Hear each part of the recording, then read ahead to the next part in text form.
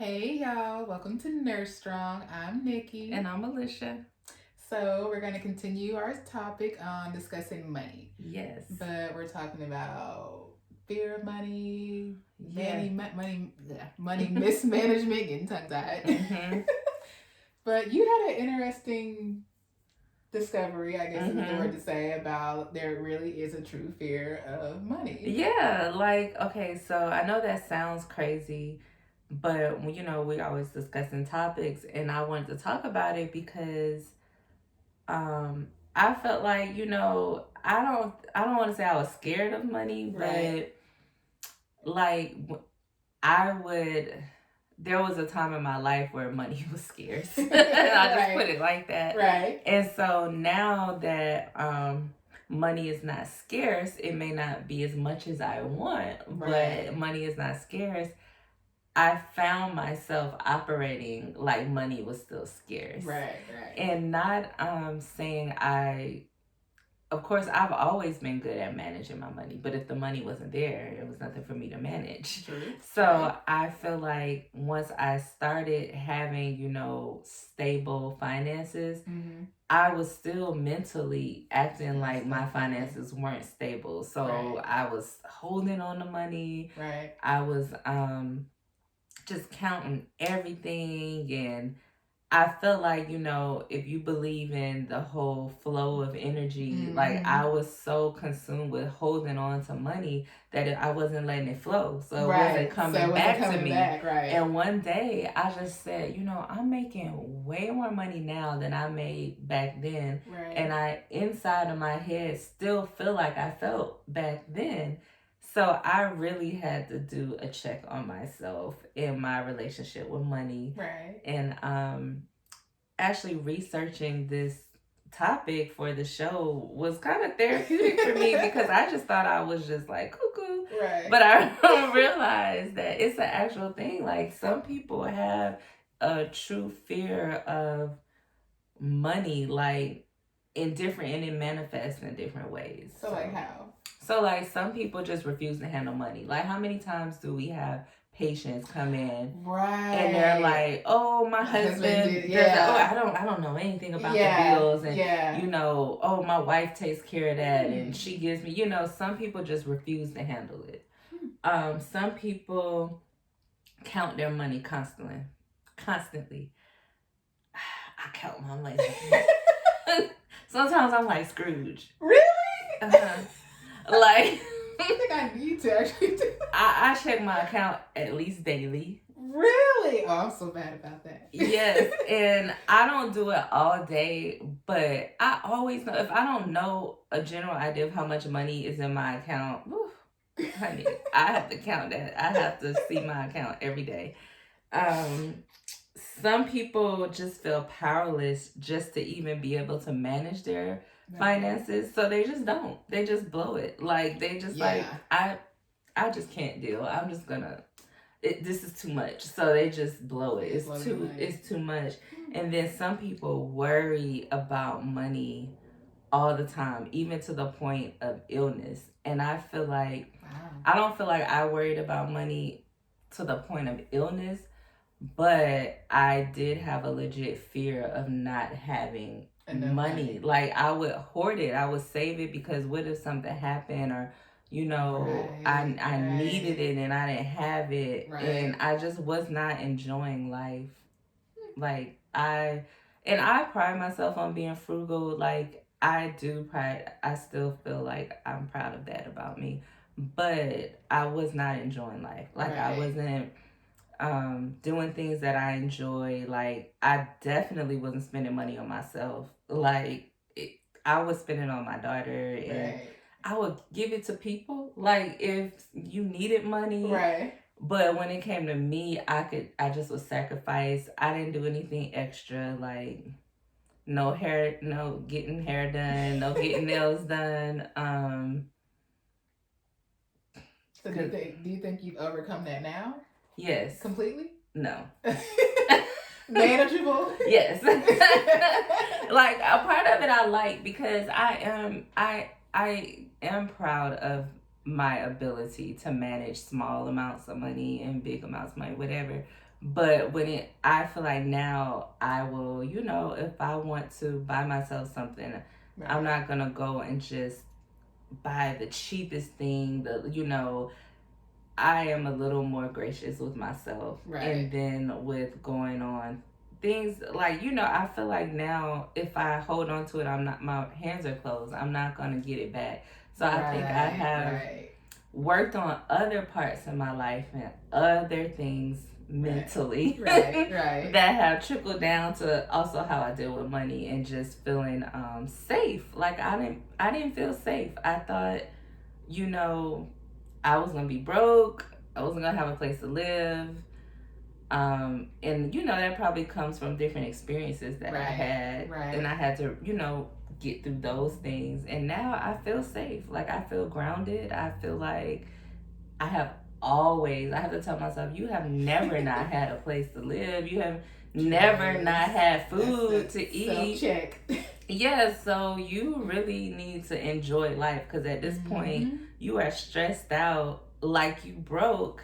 But and I'm not balling, but I'm not broke, right. And so why are you still stressed out to that point? Why are you still living and shopping and not doing and denying yourself as if you don't work hard for this? True. So you earn them coins. Yes.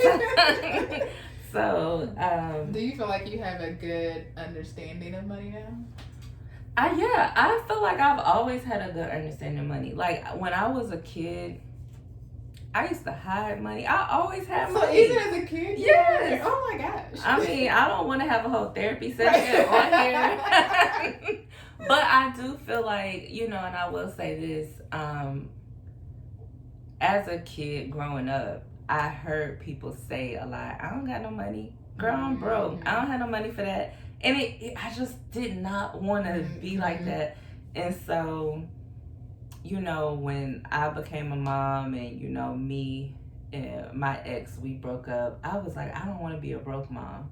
And I don't want to say that like I'm judging anybody. That's just how I felt. I didn't want to be that one that was always like, I don't have no money and we ain't got no money, blah, blah, blah. And I just was like, well, other people have money. Why don't we have money? Why can't we have money? Yeah, so I felt like I was always good at money. But when I became an adult and I went through my own struggles, I was just like, I'm never going to be that way again. Right. And instead of enjoying the fruits of my labor of getting through a certain time in my life, I was still mentally there because I'm just like, just hoarding money. Like, I have several accounts.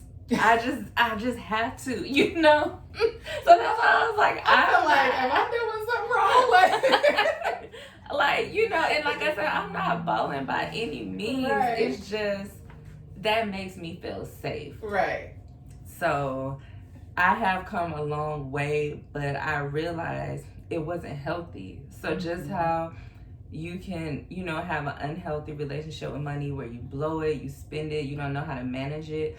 You can also have an unhealthy relationship where you just holding on to it and you're not letting it go and flow and you're not enjoying life and you're not reaping, So now I think of things as an exchange. So I go to work for the sole reason to exchange. I'm giving you my time and my skills. You give me this money. Right. I take this money, I'm going to exchange it for an experience. I'm going to exchange it for a product or an experience. And if that product is important to me and that experience is important to me, then I'm going to take the money that it takes and exchange it. So now that I look at it as I'm getting something, it's an exchange. Right. I feel better, but I still have my quirks. Cool. I read this quote. Okay, I'm gonna try to say it right. People, in terms of money, they said they hate what they don't understand, but they fear what they can't control. Or it might be reversed. I don't know, but it's something like. Okay.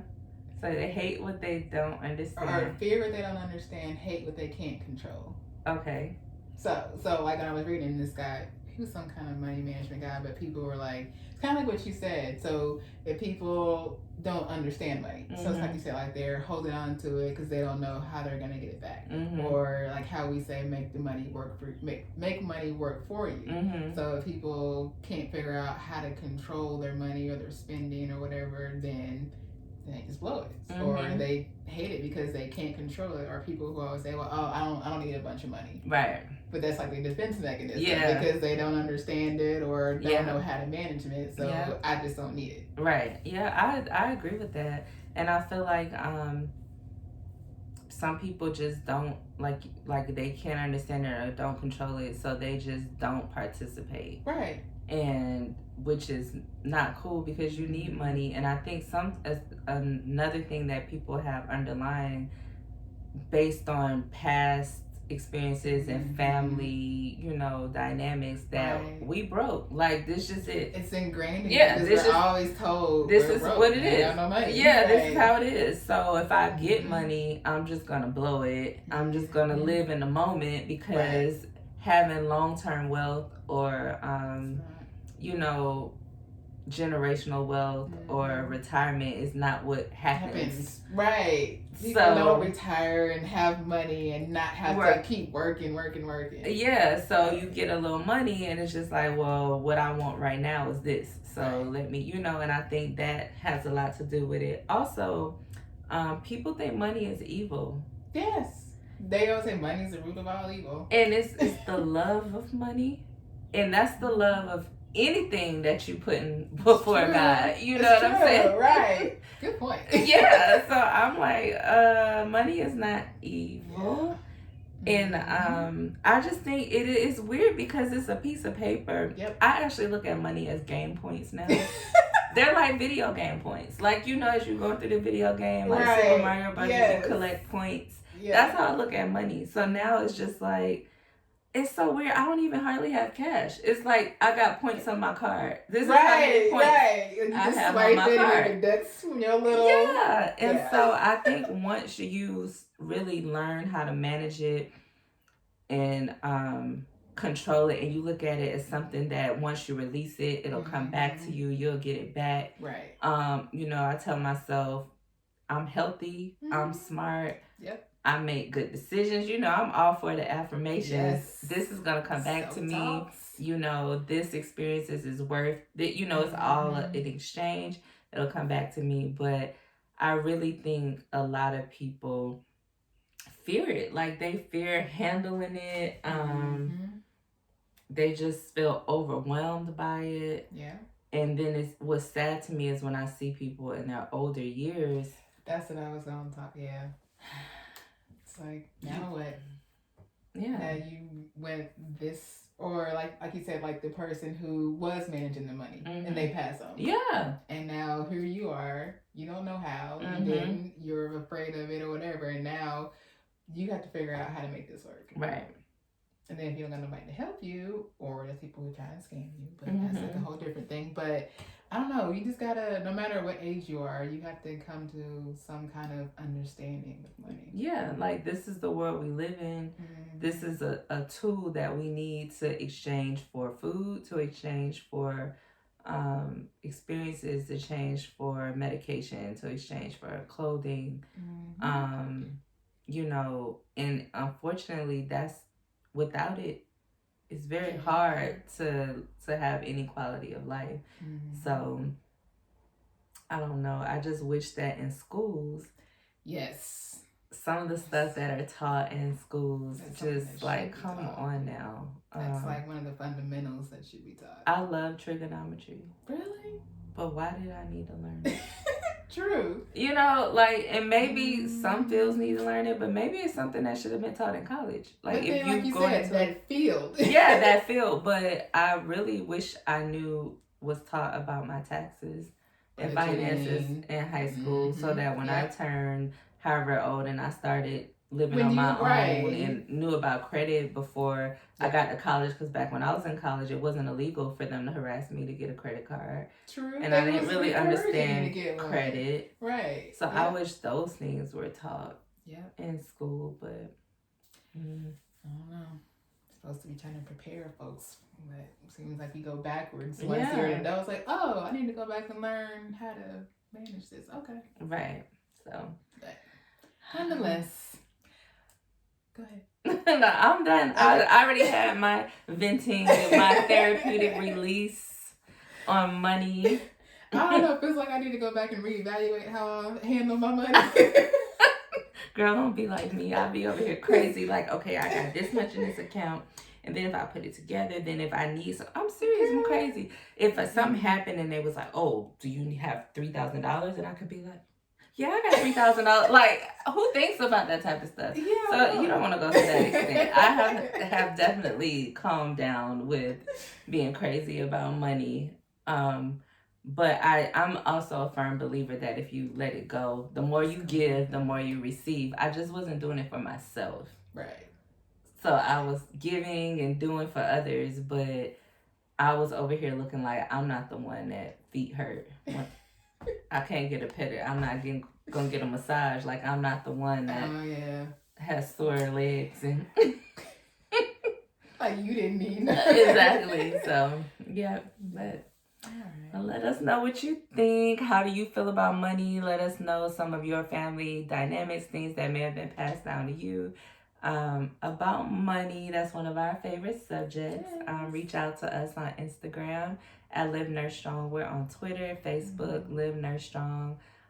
Get your Nurse Strong t-shirt, your Therapeutic Communicator t-shirt at livenursestrong.com, or you can email us at livenursestrong@gmail.com. All right, thank you.